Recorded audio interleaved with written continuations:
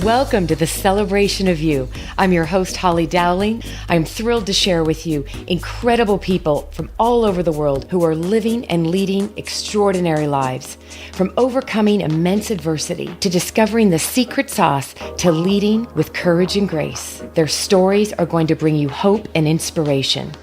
Now, let the stories begin. Okay, so for everybody that I want to thank, first of all, before I even introduce you to the guest that I think I can honestly say I've waited a lifetime. This is going to be a lifetime of an adventure, a journey, and to introduce you to who is, well, probably not just maybe, but probably the most inspirational human being that exists in my life, who I've known my entire life. So before I even tell you, I want to thank the listeners around the world because I am blown away and overwhelmed with gratitude at the messages and the notes of people's lives all over the world that are being touched, being given hope, rekindled a spirit of whatever that is you're looking for. And that was the mission of the show. So I'm going to ask you, no matter what you do, I have a lot of people that run during their time of listening to this podcast. Love it. I'm also going to, I know there's families. There's a family, and I want to give a shout out to the family in Ukraine who sits down together to listen to this show. So I really want this time to be sacred because you're about to experience, again, I think, what I can honestly say is a moment that I've waited a lifetime. So today I get to celebrate, and I'm going to get emotional. I'm just going to warn everybody out there. You know how I am. I get to celebrate, and we're going to laugh a lot too. So just get over it. I get to celebrate truly the most amazing human being in my life, my baby brother, who came into my life many, many years ago. We won't give his age out just to protect the innocent. But I also want you to know that this person has changed my life for the better.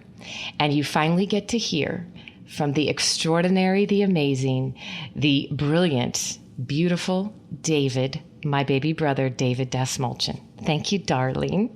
Hi everybody. Oh my gosh, it's such an honor to be on the show with my sister who is, the introduction she gave me is probably one that I'm going to record and play anytime I go on any interview show or ever do any introduction needed. Good.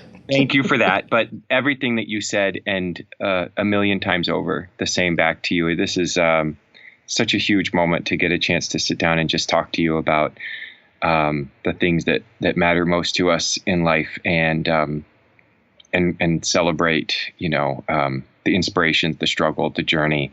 But, you are my inspiration. You're my angel, and you have, been there since I literally arrived on this earth. And a lot of people have strong relationships with their siblings. And I can honestly say that I have, 3 of the most incredible siblings on the planet, and they each embody such different and specific traits and strengths. And you, my sister, have always been a leader in our family of inspiring people and motivating people through the way that you live your life and the way that you have continued to always look for the good and always smell the roses and always find the glow in every moment, every day. And that's been hugely influential on me and the way I've been able to survive some of the darkest times of my life.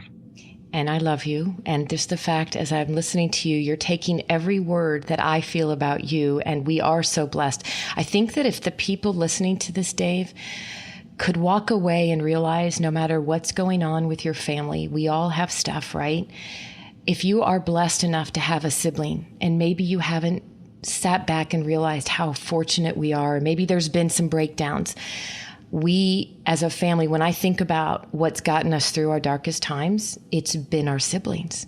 We are so blessed. We have a sister, Heidi. We have a brother, Jeff. And the 4 of us, we're like our own little silent army, aren't we? We come together for each other, no matter what.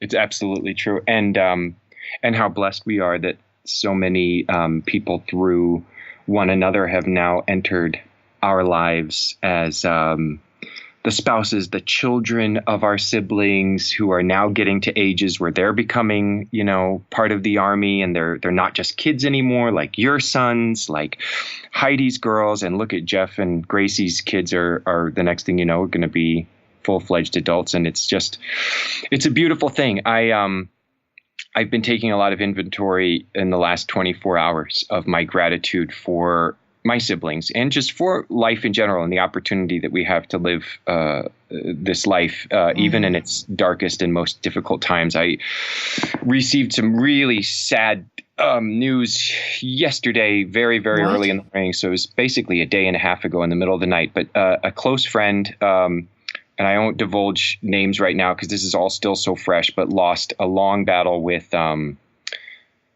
both mental illness and addiction in the middle of the night 2 nights ago. And I received the call from his sister. And I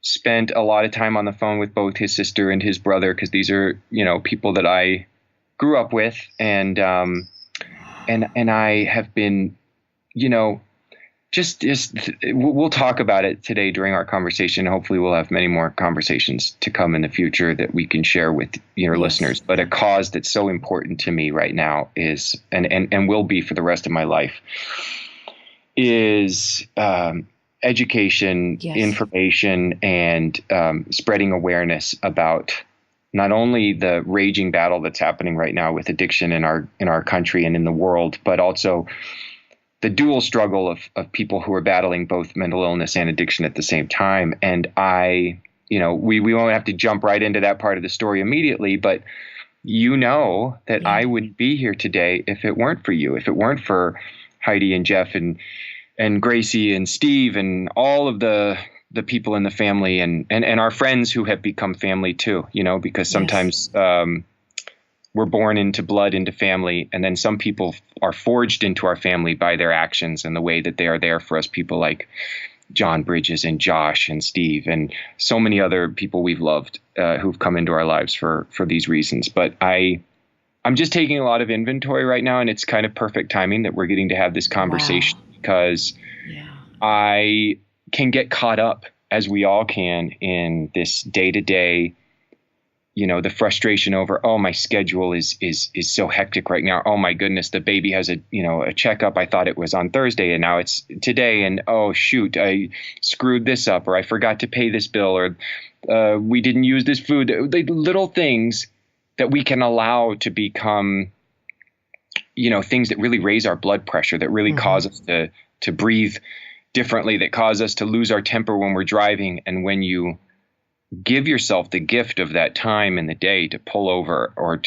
and literally or figuratively just pull over on the side of the road, even if that means sitting down in your backyard and thinking about the many, many, many, many reasons to be grateful. And not everybody has to, have such an extreme example. Mine happens to be that I nearly lost my battle against addiction and mental illness.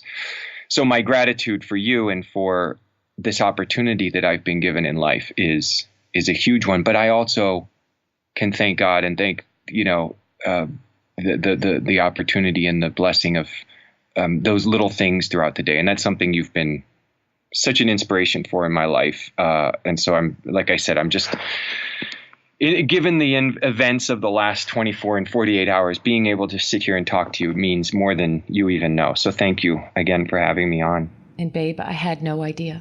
And, I had a missed call from you the other day and we were out of town. So one of the things we've always been for each other, all of us, is that when there's the red flag call or the text, I need to talk, right? Like whenever there is, we've all been there for each other through that. And the timing is quite apropos. And I will talk after this is over because I don't know who this is at this moment, but I know that so in the midst of something horrific, again, look at who they reached out to.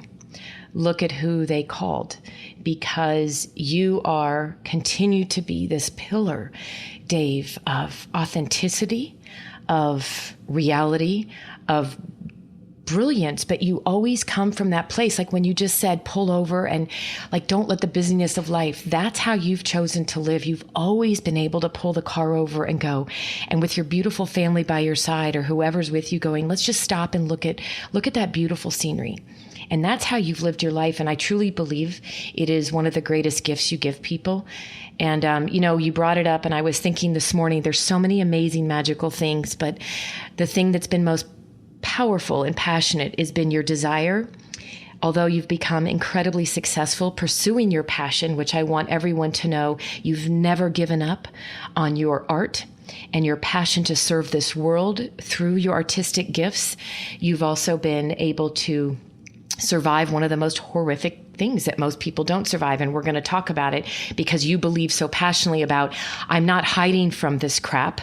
I've got to get real and help others because you never know, right? That day could be too late. And I was thinking about the moment I got the phone call, but I want to go back before that because I think the education starts with Dave. When I think about you as a little boy, and I want the world to know that it was like I was, and we love our parents. Our parents were very busy doing what they do. We always laugh and go, there is no such thing as a not dysfunctional family, right? I hate it when people go, right? I mean, there's no such thing as perfect. We're all dysfunctional. It's what do we do in the midst of taking that life and making it rich and growing from it. So, when I think about though, when you were little and a little boy, you were just the light of my life. Like I got to be like that second mother and I was just old enough that I got to do a lot in helping mom take care of you. And I think it had a lot to do with, you remember the moment I found out I was pregnant and all I dreamed of was having a little boy. I wanted a little boy because I wanted a little you. And I don't even know if you really know that, but I remember going to a Goodwill because we didn't have a lot of money. And I remember going to buy baby boy clothes and I found what I could. And I went home and I laid down and laid them all over me because I was so wanting a little boy. So excited. I know, just because I wanted to. But when you think about let's go to the childhood because you lived a really surreal little childhood. And we want to talk about awareness and education. We had no idea. I had no idea. When I went off to college, that was the hardest thing, was leaving you behind. We would write each other. I have all the letters we wrote each other and I would come back because I just needed to see you. But unbeknownst to me, the darkness started, and this can happen to a lot of families and parents, right? We're so busy dealing with our own crap and going through their own divorces that they missed what was happening. Right. And I mean, we can go as graphic as you want, but I mean, this addiction started, I didn't know this till rehab, but what, 8th grade? 8th grade. And the depression started 6th grade. I think that my first ideations of, feeling so morose, so sad, so overwhelmed with depression. I wrote my first goodbye letter in the 6th grade. And that, we can analyze the reasons why and how this comes to be for the rest of our lives. And I know, and we will, and we'll talk about, and I think that the specialists, the researchers, counselors, spiritual, teachers, so many other sociologists are trying, will try to understand and get to the root of where this comes from and the mix between both what we're born with chemically in our brains and what causes depression and also what is brought on by, family dysfunction, abuse, all the things that take place around America and around the world every day behind what are very often the most glamorous, if not glamorous, at least the most cookie cutter, leave it to beaver doorsteps. I think that in our community we had 3 at that time, very high achieving, popular, successful kids, 2 parents who everyone thought were just a wonderful, couple, and who knew behind the doors that there was a lot of darkness and a lot of anger, and there was a lot of sadness and sorrow. But I had this great gift in being the baby of the family and being so much younger than my siblings. Just say that again. Did you want to say that one more time? It's just so much. And my siblings. But getting the gift that I got to watch each of you thrive fall, pick yourselves up, thrive, find your gifts, find your strengths, find your passions, find your,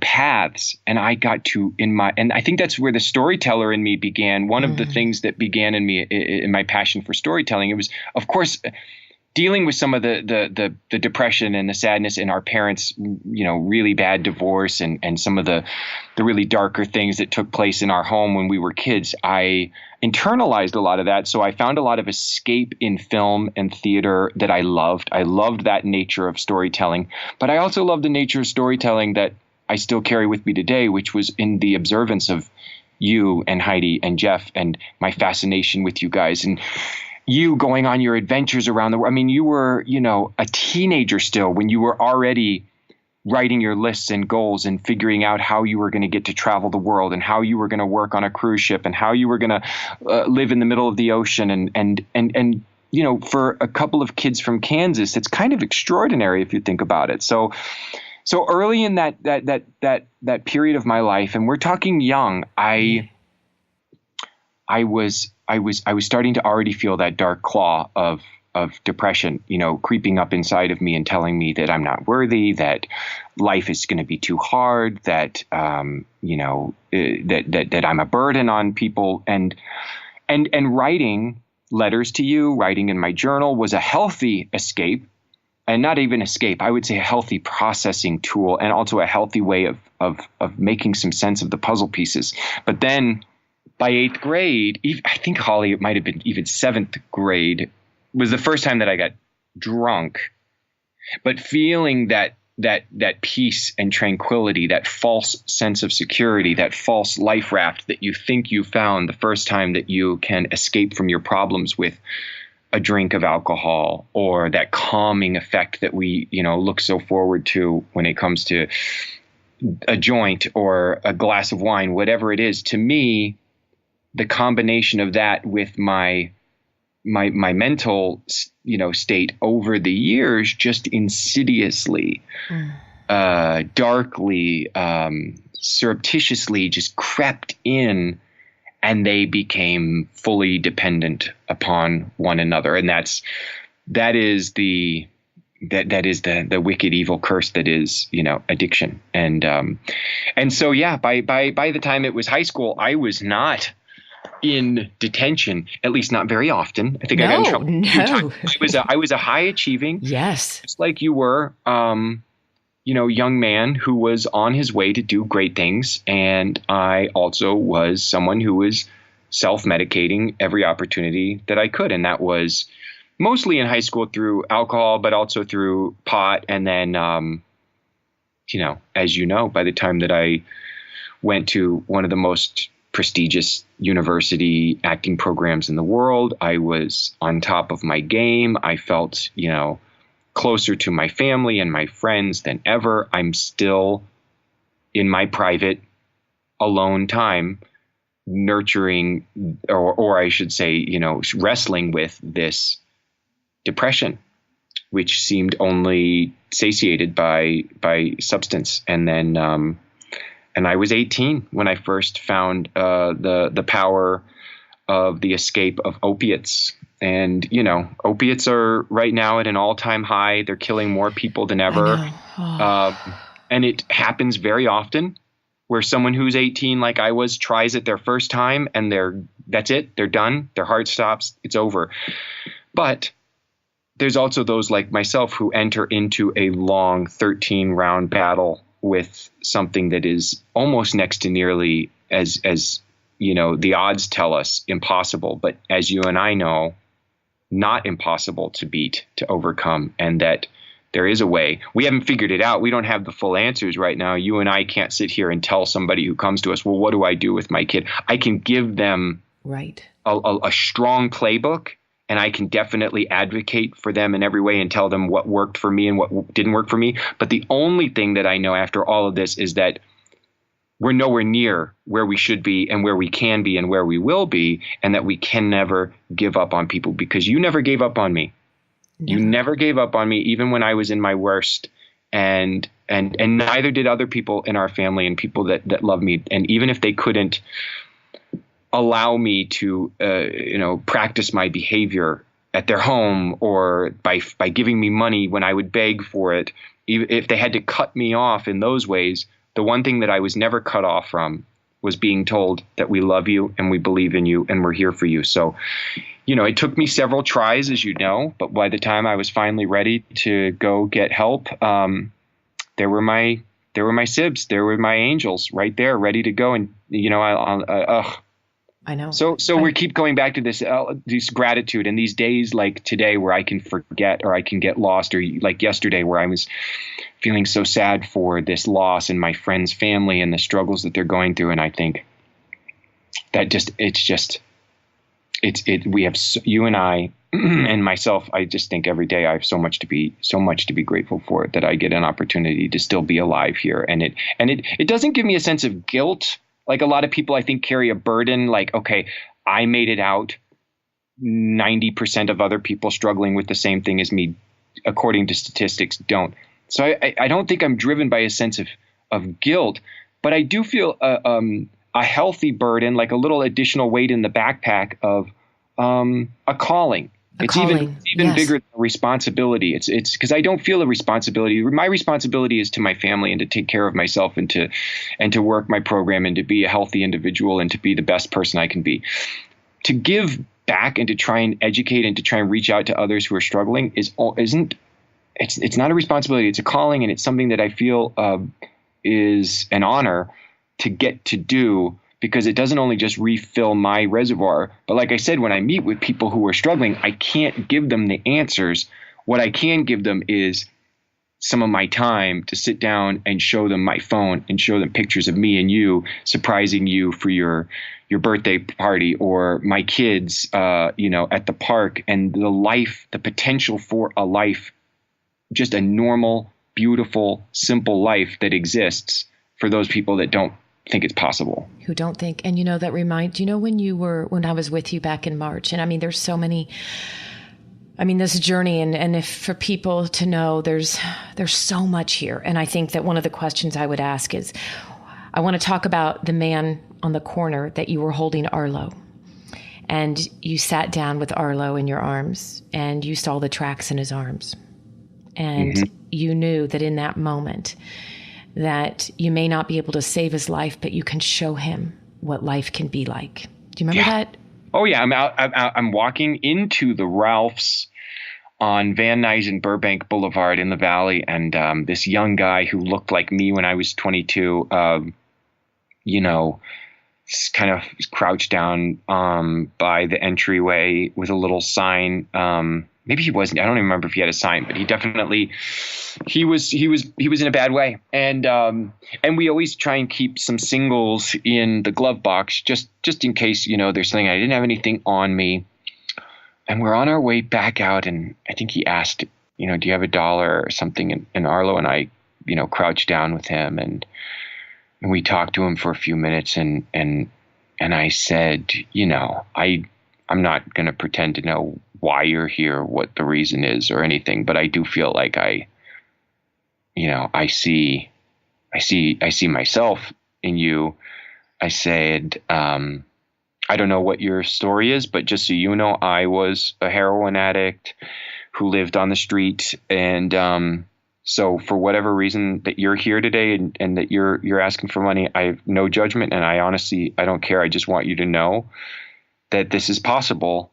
I'm sitting there holding Arlo, who's just, in one of his beautiful moments, just angel, and smiling at this guy and hugging me. And we looking at some pictures on the phone, just because I think you need to know it's possible. Yes. When I was in that position, I didn't believe it was possible. I believed my story was over, like that we were at the final chapter, and now I was just biding time until I was going to OD or get thrown in jail or rot away somewhere. And the same goes for the families of these people. They don't know, when is this end in sight? How many relapses is it going to take? How many broken promises are we going to have to go through before this person, before we start to see some healing and recovery?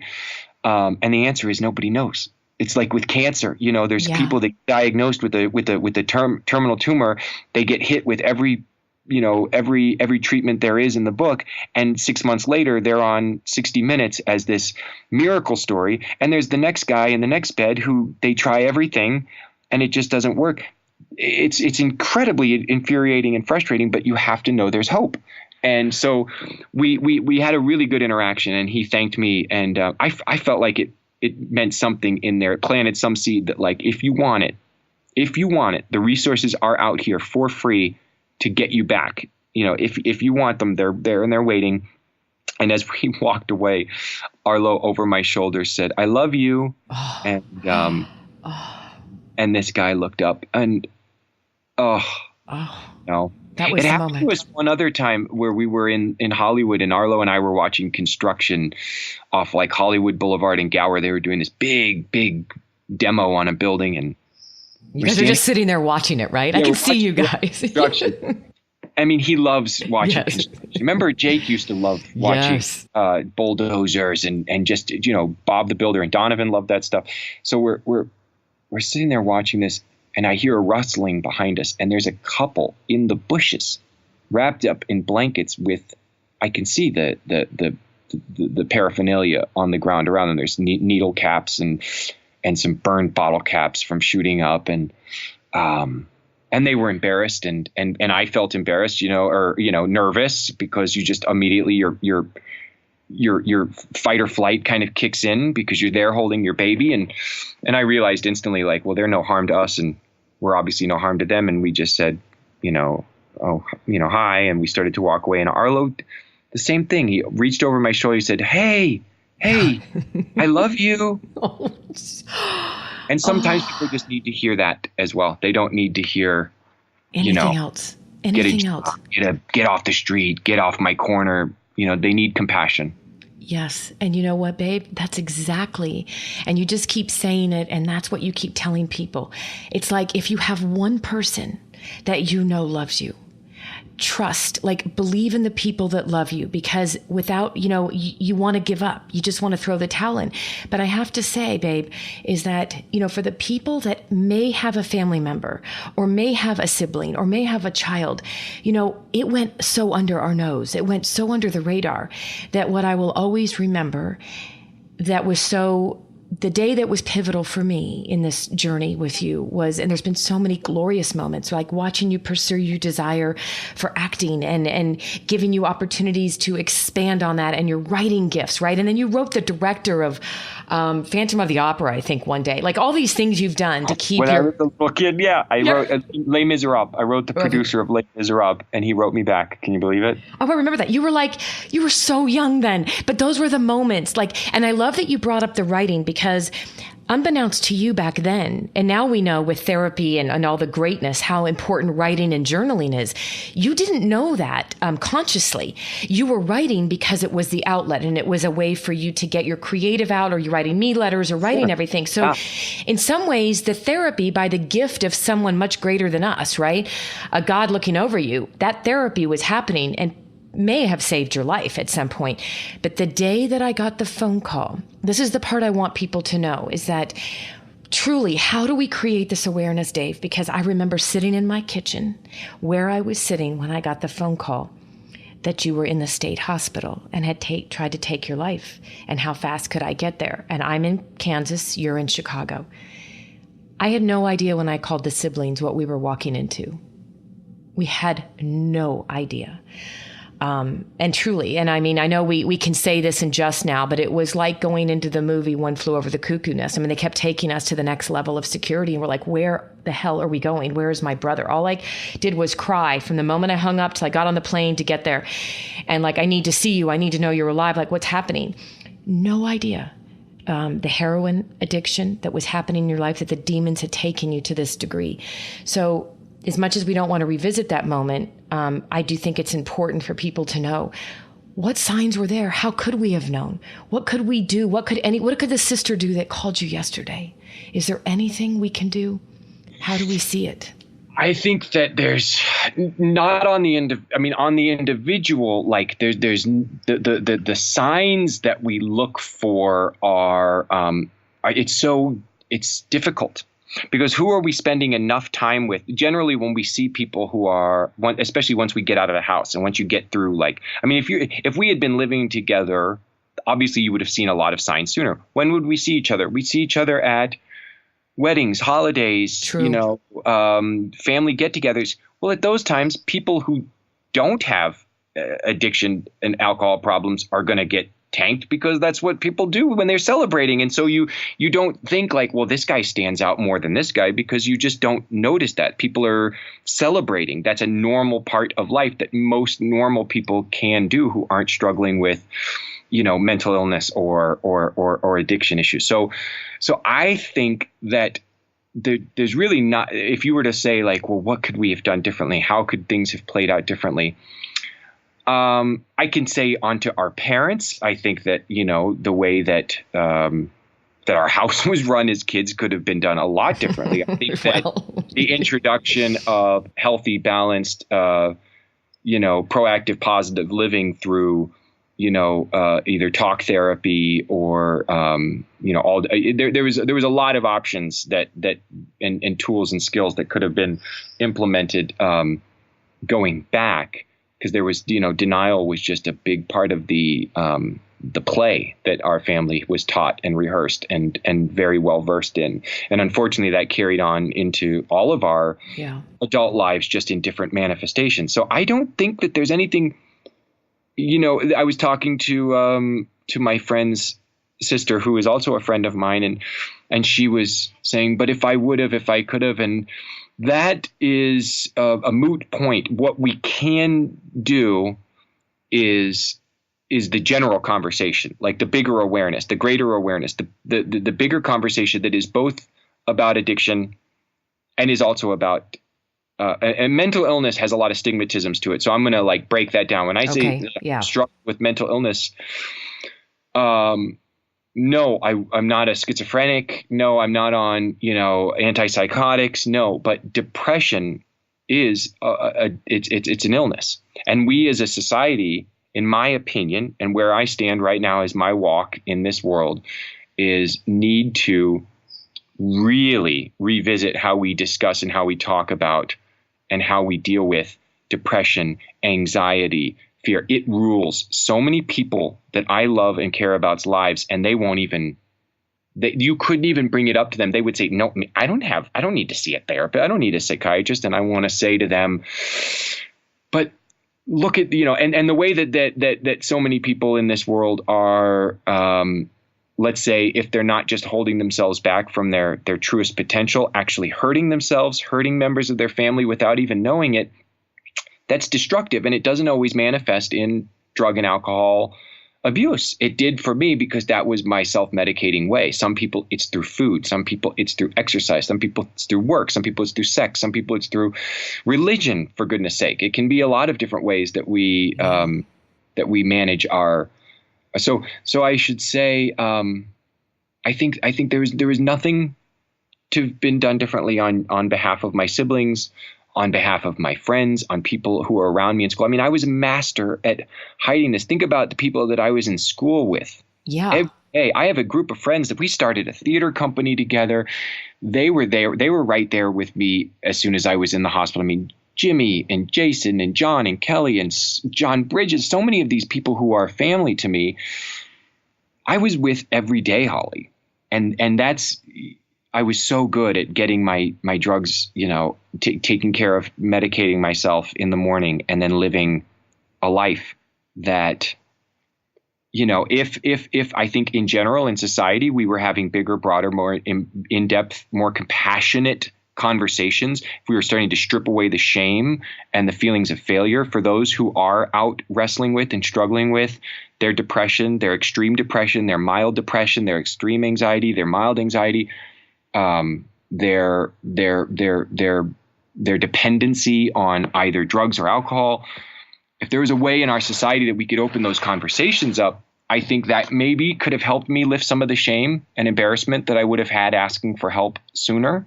But that's my putting the onus on our society at large and putting that on all of us, everyone listening right now, everyone who has someone that they care about, everyone who's struggling themselves.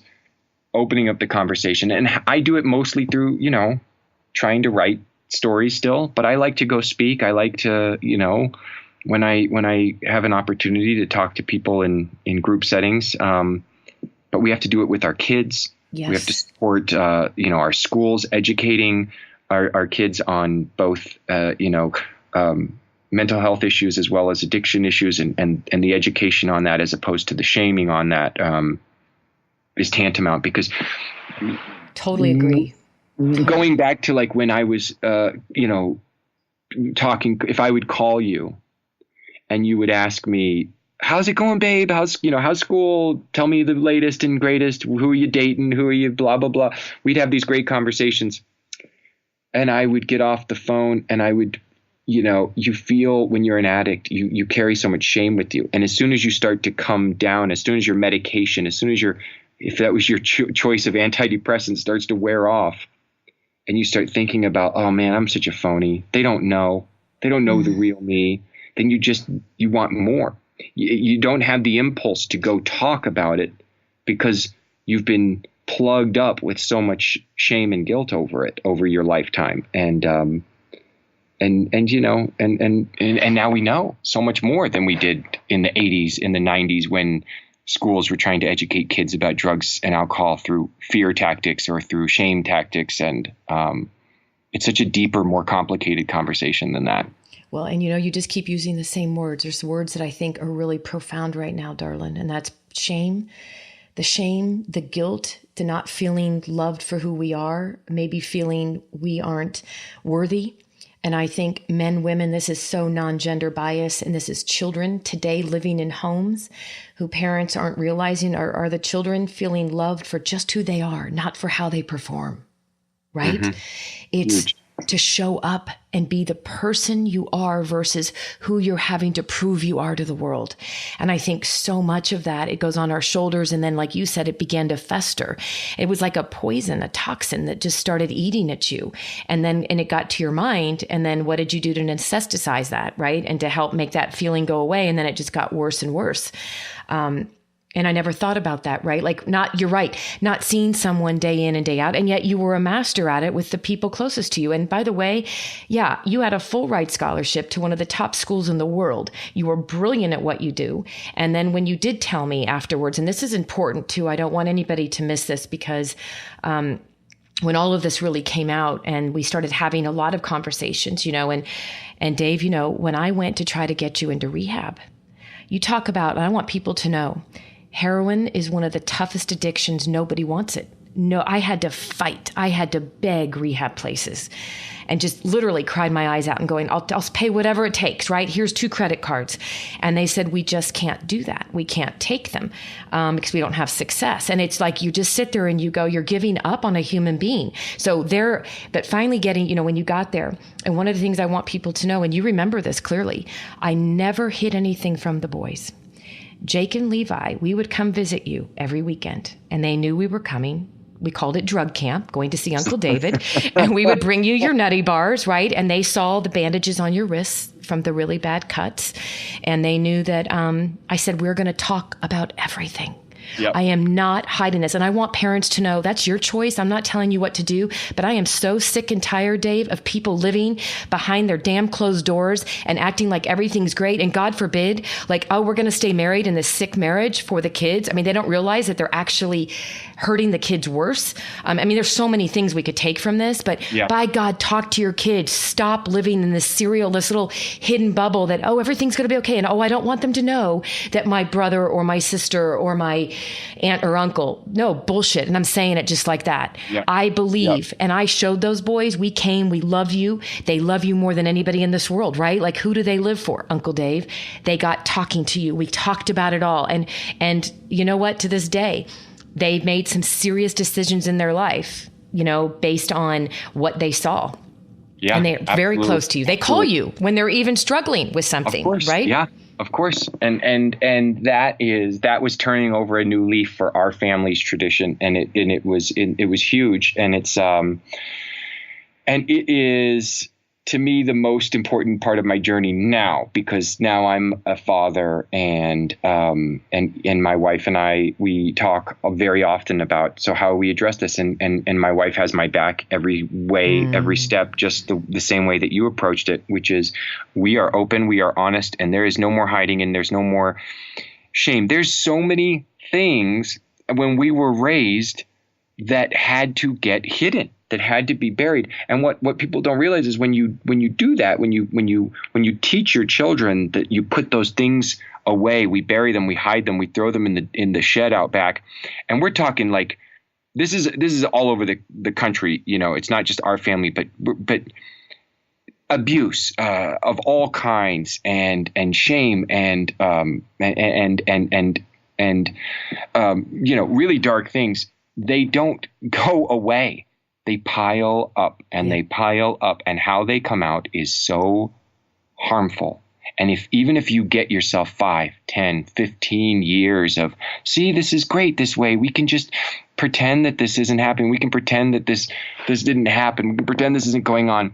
It comes, and it comes with a mighty force. And so the best thing we can do for our kids is, empower them, raise them to be the compassionate, kind human beings that we know they have the potential to be, but in an honest and open dialogue. And that's going to be hard for me all the way. And it's why I'm so grateful again that I have Eve, that I have you, that I have my family and my friends who will back me up every time, I get nervous about being as and also something for people out there listening right now to know. You're struggling with addiction right now, or someone in your family is struggling with addiction right now. The way that I have handled my years since, now we're 15 years in recovery and clinical. 15 years. The miracle that is for me does involve going out and talking and being public about it. But I need you all to understand that's not necessarily the way that it's going to work for you. So you also anonymity is a huge and sacrosanct part of recovery. And there are people who are actors, who are writers, who have no need and have no calling to have to tell the world about what they've gone through, because their recovery is their recovery. So for me, that's part of my journey. That's part of my thing, is being able to go out and talk to people and show them, like, this is what I went through. This is who I am. But I just need everybody to understand and know that if you are, toying with the idea of embarking on recovery, but you're really not comfortable with your anonymity, being broken, no, that is not a requisite. It's not required. It's just something that has worked in my journey. Okay. And there are, like I said, I know people who are very successful, and they're not shortcoming their recovery by not talking about it publicly. They have their own call, their own path, their own walk, and they're giving back in their own different ways. So I love that. Please know that is not on you if you decide to take this journey, that you have to be doing podcasts. Talking about, well, what people need to realize, this is the first time we have ever talked to any degree publicly about this together. And we made this choice. And because this has been a mission on my heart in any way, shape, or form that we can help other human beings, that one person sitting in the dark closet right now and who's living with the darkness around them, if they can get light and hope from this, Dave, that's why we're doing this. And we're willing to share, right? Like, I got clean about a really abusive, dark time in my past 28 years ago, and didn't realize that the time was now to talk about this stuff so that people feel they're not alone. Right. And you're not alone. And what's fascinating too is, and I want people to know this, is that you have gone on to continue. I mean, you have an incredible life. You have a beautiful wife who has been the biggest dream to our family and to you. And I watch you really, someday I think you guys should be running around and talking about great marriage, because you two exemplify two people loving and supporting each other and saying, we're going to support each other through hell and high water. And we're there for each other no matter what. It's what I love about watching the two of you, and how you've just had your second beautiful child. And right, you have this beautiful family. But during this process too, you wrote your first screenplay that you wrote years ago. And I'll never forget sitting with you in LA this is several years ago, when you were contemplating, is it time for me to make this film? And this film was monumental in bringing this awareness. And it's to this day still one of the most beautiful movies ever. And, Animals, the film, which is really, about this story. You wrote this screenplay after you got clean and you healed. And look at the labor of love. Look at the people that came out of the woodwork. You created the most magnificent, beautiful film. And the people that wanted to do this because they believed in you and they believed in the story, right? Like, it was amazing. Yeah, no, that we should do a podcast about animals, or about, people working and trying to manifest because you were there with me through that whole journey. I fought so hard to get that film made. And then all of a sudden, when it was about time to get that film made, I had a complete crisis of faith where I was so nervous about how this film was going to be introduced to the public. And it's a small, labor of love, independent film. But even so, I knew that was going to involve press and interviews and talking about the film and where did the film come from and how did you come up with this idea? And, thank God for you. And oh my God, Eve was so adamantly supportive and strong about saying you really should tell people where this came from. And Mary Pat Bentel, our producer, and Colin, obviously one of my best friends and our director, and so many others who were just like, no more hiding. It's time.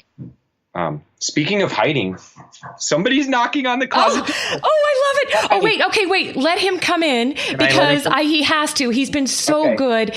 And he's my beautiful godson, Arlo, who we love. And Dave, this will be a wonderful way to wrap this one. And then because I know we're going to do let's just keep going. We're going to do some more podcasts. There's so many stories and so many celebrations, but I need to hear his voice. Is he in there yet? Here he is. Say hi, Ann. Hi, Aunt Holly. Hi, Holly. Hi, Arlo. I love you. This is one of the greatest gifts of my 15 years of sobriety. My beautiful boy Arlo, and now our beautiful girl Penny. And Holly knows that Arlo just thinks she walks on water, right? Well, he's my baby, and we have to do this. And I'm doing this live on this podcast. But Arlo, Aunt Holly is giving you cheek juice, so make sure you get those cheeks up to the microphone. Mwah. Cheek juice. David, after we wrap up, just tell everybody, what are you most excited about right now? Because we're going to do more of these. What's on the horizon? Very, very excited about. No, don't touch that button. My upcoming film, All Creatures Here Below, we made in Kansas City, which is where you and I grew up, and I'm very proud of it. It deals with another whole segment of darkness and shame. Daddy, that button. That button. Oh, you sound so cute. And I'm very, very proud and excited of this next journey now that we have a little girl and raising a woman in this